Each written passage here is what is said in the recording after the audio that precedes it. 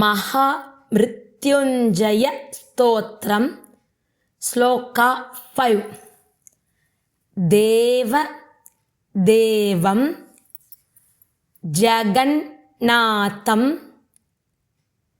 देवेशं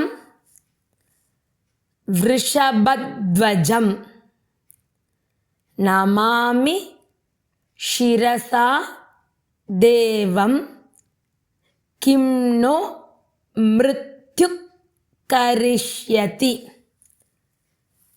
देवदेवं जगन्नाथं देवेशं वृषभध्वजं नमामि शिरसा देवं किं नो मृत्युः करिष्यति।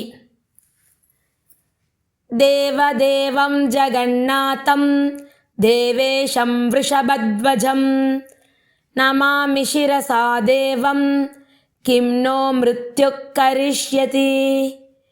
देवदेवं जगन्नाथं देवेशं वृषभध्वजं नमामि शिरसा देवं किं नो मृत्युः करिष्यति।